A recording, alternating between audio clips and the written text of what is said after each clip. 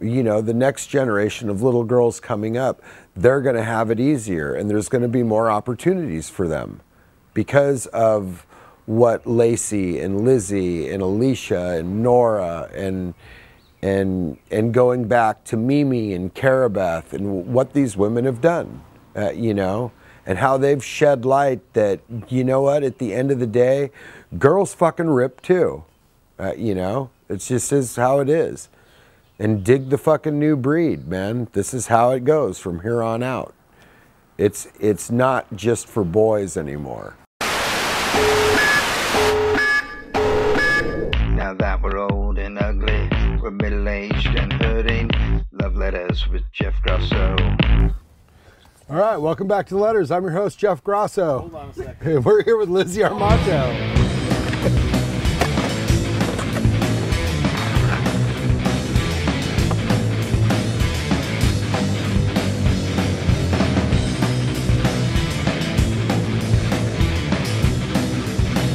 This can really be about anything you want it to be about. I feel like we could just like dip into tangents. Yeah. So my dad was the one to like buy us skateboards, and he was hesitant. He was like, "Oh, your mom's not gonna like this." And it wasn't until we moved to Santa Monica where my brother like put out that he wanted to go to the skate park and just like let us go from there. The Cove was like, after school I would just go to the Cove. You might have a heart attack. Tack, tack, tack, tack. Probably 2009 that I started going other places. I started going to Combi because the contest was there, and there was actually like a scene there. She's the only girl in the world to do the little make some noise for Lizzie Armanto. People would go and skate the Combi like on certain days, and I just like became a part of that. Just from knowing you and being your friend, I know that you take it very seriously because there's a lot of eyes on you. Well, Lizzie has been the face of women's park. You want to talk about a year? It's still a little bit surreal to be in a Tony Hawk video game. I'm out here to skate the demo for the Tony Hawk Foundation. I am here with Lizzie Armanto. It's actually Armanto. Lizzie Armanto.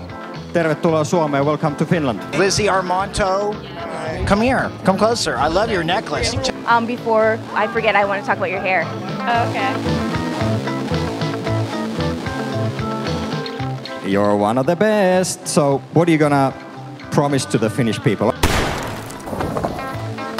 Hello, you stinky little millennials. It's Love Letters. Even now, like, as I'm pursuing skateboarding as a professional career, I've always kind of tried to have it be about skating. Yeah. Just go out and do it and have fun and don't care what anybody else says. Pretty much my whole life I've been asked, so how does it feel to be the only girl out there today? And it's like, is that all that you see? Like, can't I just be, hey, you skated great today? I'm all about feminism. I think that's awesome, and like men and women being equal. But I think using that as like a driving force and not doing it because you personally want to, it's just, it's cheap and it doesn't feel real. The girls scene is in a really good place, I think, but there's still tons of room to grow.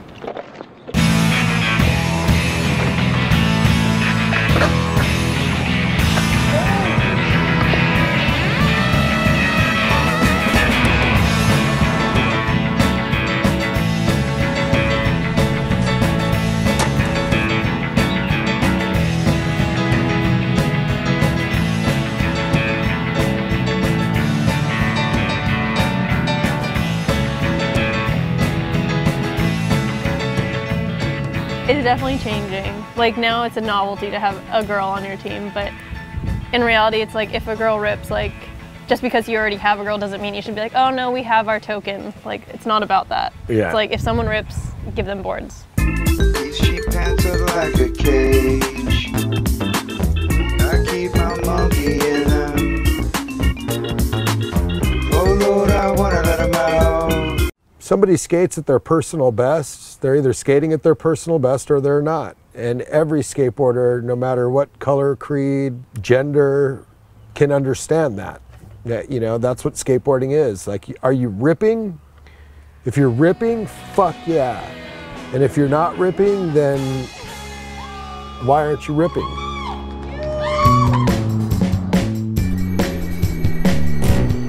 "10, 15 years, 20 years from now, you'll be able to sit back and look and go, oh, these were the contributions that we brought to it."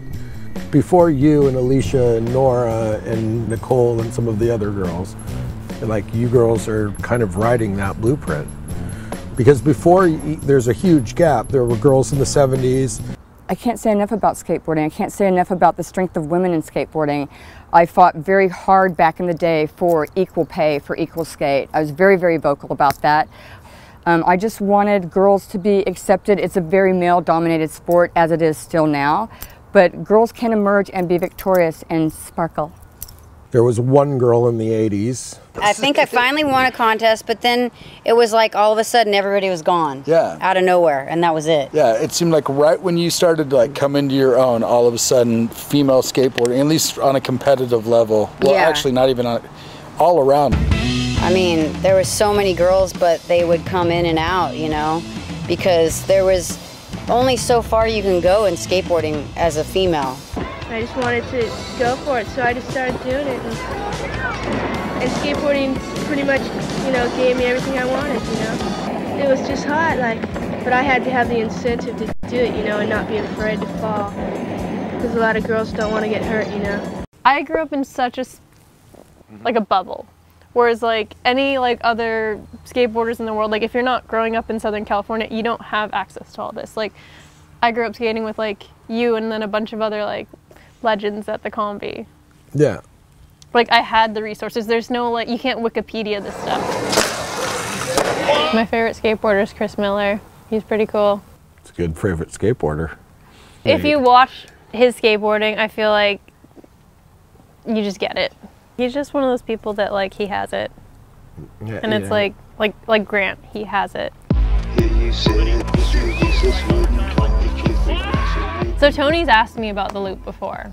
Like, even when we were filming Birdhouse, he's like, oh, Lizzie, would you be into doing the loop? And every time, like, even when he first said it, I was like, would I be into doing the loop? Like, oh yeah, are you into the loop? Like, is that a casual thing? Like, that's not casual. No.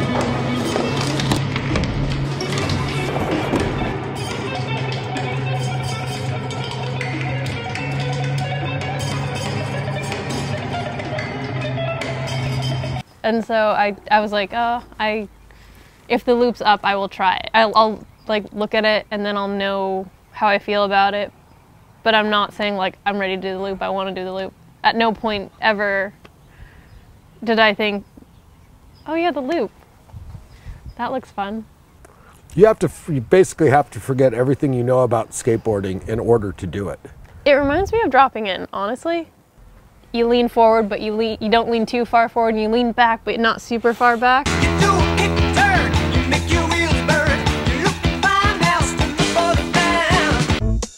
First one on your block. You know, it makes sense, but like until your body does it, it doesn't make sense. And so for the loop, it's the same thing. It's like you go down the roll-in, you hold, and you just keep holding until you're out on the other side. And it's so simple, but it's so scary, like, and terrifying. And then there's so many different things going on to just like let yourself do this. That is like, it's telling you that this thing is wrong.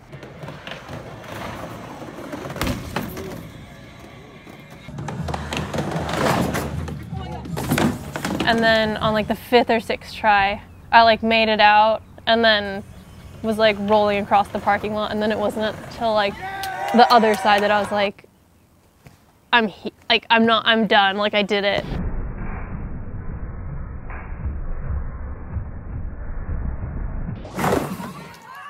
Thanks for sitting down with us and talking story. It's awesome.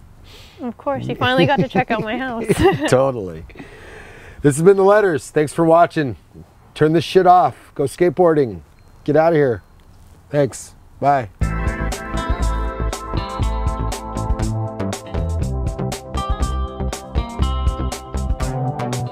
Retired castaway, handicap slave.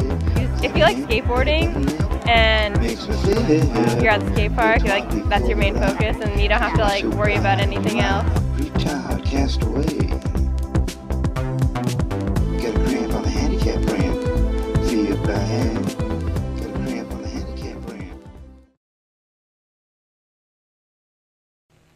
I'm the best female skateboarder in town, and I'll fight anyone who begs to differ.